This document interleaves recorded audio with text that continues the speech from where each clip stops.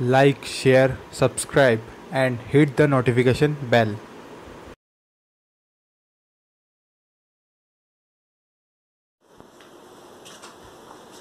स्वागत है आप सभी का इस चैनल में जिसका नाम है अपलक सर क्लासेस।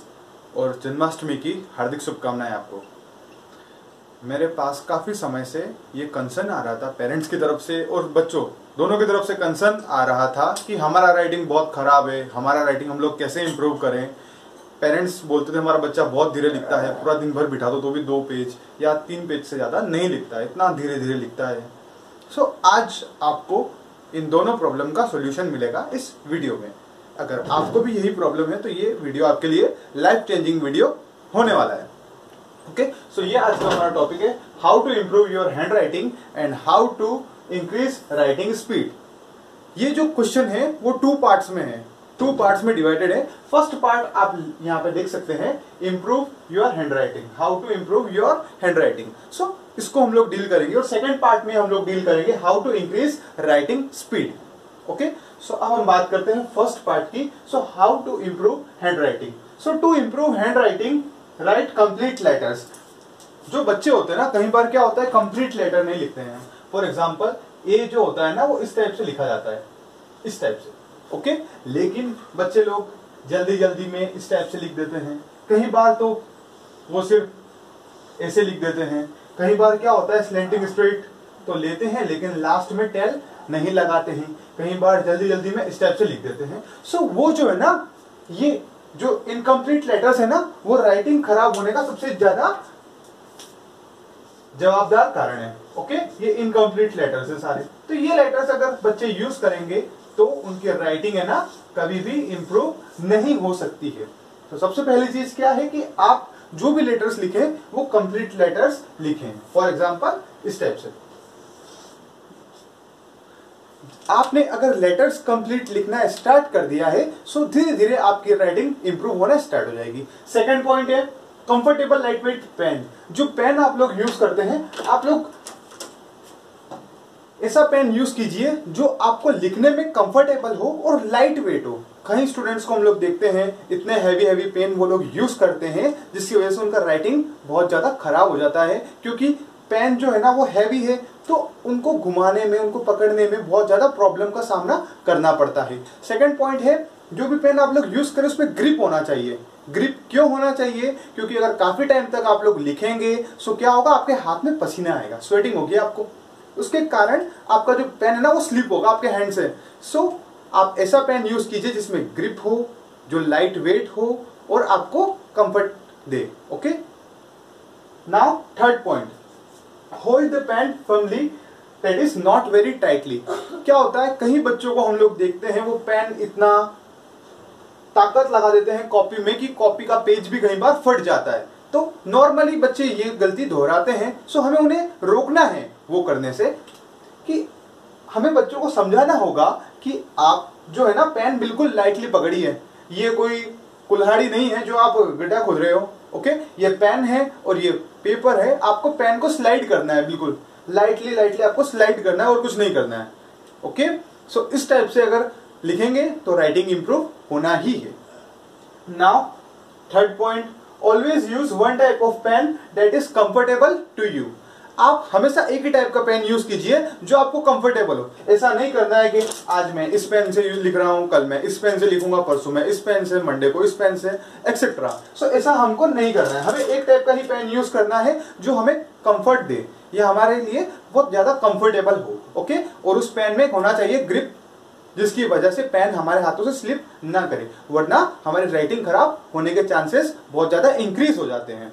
इसीलिए अच्छा पेन यूज कीजिए जो लाइट वेट हो, कंफर्टेबल हो, और उसको बिल्कुल फर्मली, बिल्कुल हल्के हाथों से पकड़िए, जैसे जोर लगाकर आपको नहीं लिखना है। Okay, now next point, train your hand muscles for practising 2 to 3 hours daily. आप आपके जो हाथ के जो मसल्स है ना, उनको 2 से 3 घंटे आप लोग लिखने का वर्क कीजिए, राइटिंग का वर्क कीजिए, जिसकी वजह से क्या होगा कि आपका स्पीड जो है ना वो भी इंप्रूव होगा और आपका हैंड राइटिंग भी धीरे धीरे इंप्रूव होगा। ऐसा क्यों बोल रहा हूं मैं आपको 2 to 3 आवर्स? वो इसलिए क्योंकि हमारी कंट्री में जो भी एग्जाम्स होते हैं ना 2 to 3 आवर्स के ही होते हैं। ओके, ताकि आप लोग अच्छे से पेपर अटेम्प्ट कर सको, जो भी आपने लर्न किया है उसको आप लिख सकें। ओके, सो 2 to 3 आवर्स आपको डेली प्रैक्टिस करना होगा।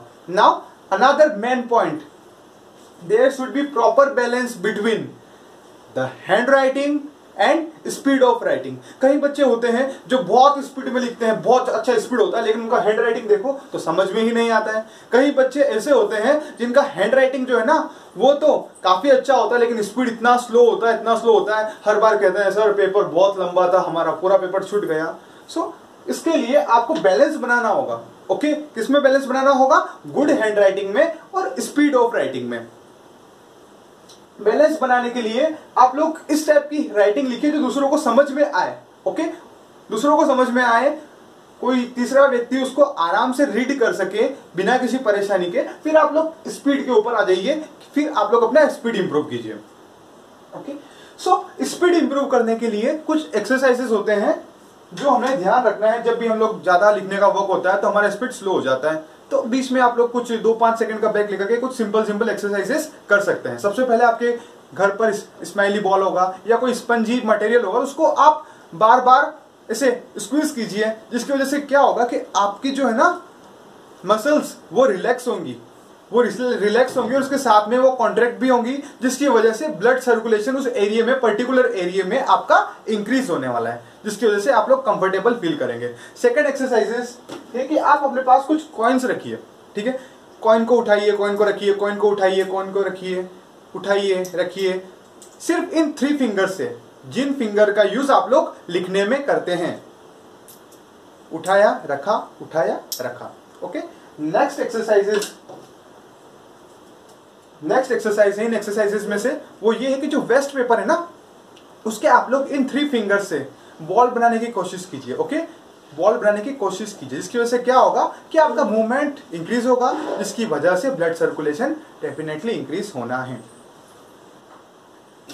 नेक्स्ट टेक्निक है कि आप रबर बैंड को यूज कीजिए।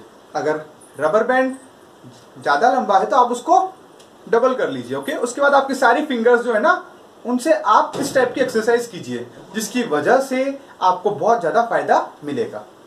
फिर आप इन ट्राइपॉड फिंगर से भी एक्सरसाइज कर सकते हैं, जिसकी वजह से भी आपको फायदा मिलेगा। नाउ नेक्स्ट है स्पीड राइटिंग। स्पीड राइटिंग क्या होता है? स्पीड राइटिंग होता है कुछ भी आपको बहुत ज्यादा स्पीड में लिखना है और बिल्कुल टाइमर लगा के आपको लिखना है। आपके मोबाइल में स्टॉप वॉच होता है, स्टॉप वॉच का यूज करके आप लोग स्पीड राइटिंग लिख सकते हैं। अगर आप हायर क्लासेस में हैं सो आप 2 से 20 तक टेबल्स लिख सकते हैं टाइमर लगा करके। आपने स्टॉप वॉच लिया, टाइमिंग लगाया, स्टार्ट किया, 20 तक टेबल कंप्लीट हुआ आपका, आपने नोट किया कितना टाइम हुआ, आपने उसके ऊपर लिख दिया। फिर नेक्स्ट डे जब आप वापस से स्पीड राइटिंग करोगे तो आप स्पीड को मैच करना, कहीं ना कहीं आपको धीरे धीरे आपकी स्पीड में इंप्रूवमेंट देखने को मिलेगा। अगर आपकी एज कम है, आप लोग छोटी क्लासेस में हैं, सो आपको एबीसीडी आता होगा, आप लोग एबीसीडी लिखिए टाइमर लगा करके, स्टॉप वॉच लगा करके। ओके, और अगर आप थोड़ी और बड़ी क्लासेस में हैं सो आप 2 से लेकर 10 तक टेबल लिख सकते हैं, जिसकी वजह से आपका जो स्पीड है ना वो धीरे धीरे ग्रेजुअली इंक्रीज होगा। ओके, नाउ अब हम आते हैं कुछ पॉइंट्स पर जिनसे हम लोग हमारा हैंडराइटिंग स्पीड को इंप्रूव कर सकते हैं। ये तो कुछ एक्सरसाइजेस थी जो आपको हेल्प करेंगी स्पीड इंप्रूव करने में, लेकिन ये कुछ टेक्निक्स है जिनकी वजह से आपका जो स्पीड है ना वो इंक्रीज आपको हो जाएगा। Okay, so first of all never rest pen cap over it. जो भी पेन का जो कैप होता है ना, कैप, उसको कभी भी पेन के ऊपर आपको रेस्ट नहीं करवाना है। क्यों? क्या नुकसान है इससे? इससे नुकसान ये होगा कि पेन का वेट बढ़ जाएगा। ये जो कैप है ना, चाहे कितना भी आप लाइट वेट पेन ले, इसका कुछ ना कुछ वजन होगा, कुछ ना कुछ वेट होगा इसका, जो अगर आप यहां पे लगा देंगे तो ये ओवरऑल वेट इंक्रीज हो जाएगा। वेट इंक्रीज होगा सो आपका स्पीड स्लो होगा। क्यों स्लो होगा? क्योंकि आपके हैंड को ज्यादा एनर्जी चाहिए होगी उसको वेट को कैरी करने में पेन के। ओके, सो हमें इससे बचना चाहिए और हमें पेन का कैप कभी भी पेन के पीछे नहीं लगाना है। Okay, now second point, train yourself with respect to time to achieve constant speed. क्या होता है, आप एक पेपर लीजिए न्यूज़पेपर में से या कहीं भी आपकी कॉपी पेन लीजिए और आपकी बुक में से किसी भी पैराग्राफ को आप लिखना स्टार्ट कीजिए और आप नोट कीजिए कि A4 साइज का पेज आप कितने टाइम में कंप्लीट कर रहे हैं। ठीक है, इसी टाइप से आप बार बार प्रैक्टिस कीजिए, बार बार प्रैक्टिस कीजिए। फिर क्या होगा कि मान लीजिए फर्स्ट टाइम आपने 10 मिनट्स में 4 एक्सरसाइज का पेज कंप्लीट किया है, second time 8 minute, third time 7 minute, फिर 5, फिर 4। सो आप नोट करेंगे कि आपका जो स्पीड है ना वो इंप्रूव होता जा रहा है। धीरे धीरे आपका स्पीड क्या हो रहा है, आपका स्पीड इंप्रूव होता जा रहा है। ठीक है, फिर एक समय ऐसा आएगा कि आपका स्पीड कांस्टेंट हो जाएगा, उसके बाद आपका स्पीड इंप्रूव ही नहीं होगा, तो वो होगा आपका कांस्टेंट स्पीड। ओके, जब आप कांस्टेंट स्पीड आपने अचीव कर लिया है, फिर आप लोग न्यूज जो आती है ना, न्यूज बुलेटिन जहां पर एंकर न्यूज को रीड करते हैं, तो आप उसको सुनिए और लिखने का प्रैक्टिस कीजिए। जिसकी वजह से भी आपको काफी इंप्रूवमेंट देखने को मिलेगा और जो भी मिस्टेक्स होगी ना वो आपके सामने आ जाएगी कि आप किस टाइप की मिस्टेक्स करते हैं लिखने में, राइटिंग में। ओके, नाउ नेक्स्ट पॉइंट, आप अपने फ्रेंड्स को या रिलेटिव्स से भी रिक्वेस्ट कर सकते हैं कि ये थोड़ी देर मुझे प्लीज आप डिक्टेट कर दीजिए, पैराग्राफ मुझे लिखना है, और वो जिस स्पीड से डिक्टेट करते हैं आप उसको लिखने का कोशिश कीजिए। फिर आपको अगर ये टेक्निक आप यूज करेंगे तो आपको वोकैबुलरी की जितनी भी मिस्टेक्स होगी आपको पता चल जाएगा। सो आपका वोकैबुलरी इंप्रूव होगा और आपको डायरेक्टली या इनडायरेक्टली बेनिफिट ही होना है। Now next, hold your pen firmly. आपका जो भी पेन है आप उसको बिल्कुल फर्मली होल्ड कीजिए, बिल्कुल ऐसे दम लगा करके नहीं लिखना है। क्यों, क्या होता है, क्योंकि दम लगाकर जब हम लिखते हैं तो हमारा स्पीड स्लो होता है। क्या होता है, बहुत ज्यादा स्लो होता है, क्योंकि बहुत ज्यादा एनर्जी हमें चाहिए होता है उसको लिखने में। सो आप बिल्कुल आराम से पेन को पकड़िए और इस टाइप से आप स्लाइड कीजिए पेपर के ऊपर, और इस टाइप से आपका स्पीड जो है ना वो इंक्रीज हो जाएगा। फिर नेक्स्ट है, prefer writing normal size letter. आपके लेटर्स जो होने चाहिए ना वो नॉर्मल साइज के होने चाहिए, ज्यादा बड़े लेटर्स नहीं होने चाहिए। क्यों, क्योंकि लेटर्स अगर बड़े होंगे तो उनको लिखने में टाइम भी हमको ज्यादा लगना है, इसलिए आपके लेटर्स नॉर्मल साइज के होने चाहिए जो इजीली रीडेबल हो और उनको लिखने में आपको टाइम भी काफी कम लगेगा।